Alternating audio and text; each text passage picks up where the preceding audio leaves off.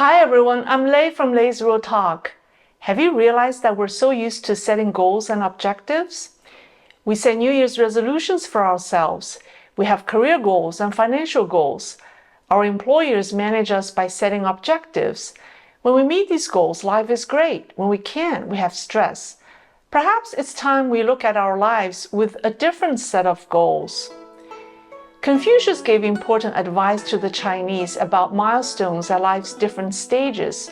His advice is still relevant today. What are the most important milestones to be achieved at ages 30, 40, 50, and beyond?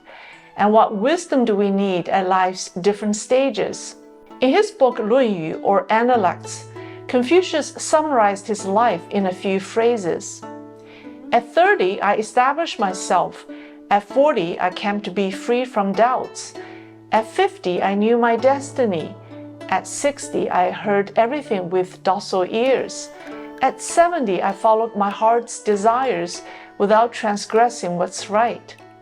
Confucius' words have shaped the ideal life that the Chinese have pursued for millennia. Let's look at their meanings. At 30, I established myself. In ancient China, 30 is considered the age of maturity, professionally, emotionally, and perceptually. People at 30 had acquired skills and established their careers. They also have a family of their own.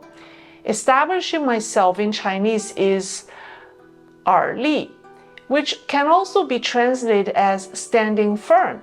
So it also means that at 30, one has developed his own views and perspectives on the world and isn't easily swayed by others.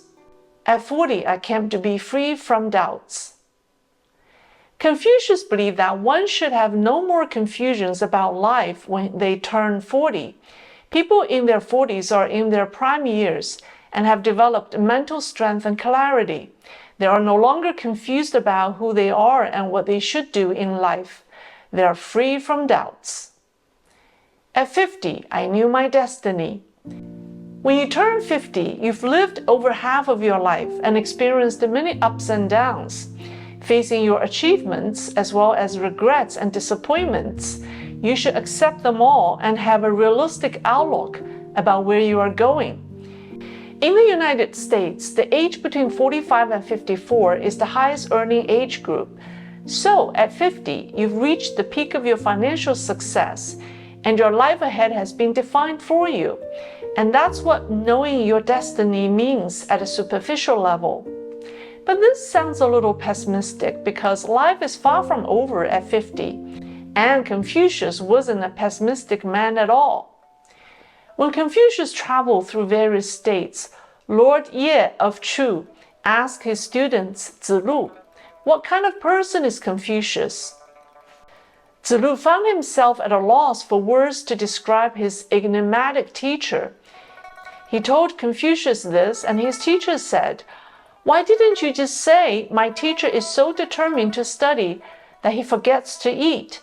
The joy of learning makes the most sorrowful matters disappear, and he doesn't even realize that he's growing old and works as hard as a young man. Knowing your destiny isn't about being passive in life. In Chinese, it can also be translated as knowing the will of heaven. In China, before the CCP came, heaven was regarded as the divine order or law that determines human affairs. Chinese people believe that one's life is prearranged by heaven before birth.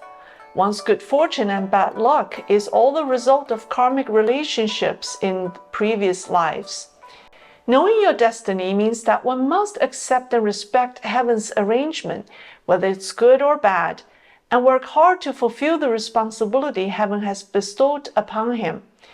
In the first half of one's life, one works hard to establish himself in the physical world. However, from 50 on, one should be more concerned with living his life according to the will of heaven. At 60, I heard everything with docile ears. People like to hear praise and not criticism. Praise and criticism can both stir up emotions in us. Confucius believed that as one ages, one should grow to be more tolerant, open-minded, and less emotional. Hear everything with docile ears means one hears everything without reacting. At 60, praise or criticism should make no difference to you. People in their 60s should accept the way of the world and be in harmony with their environment.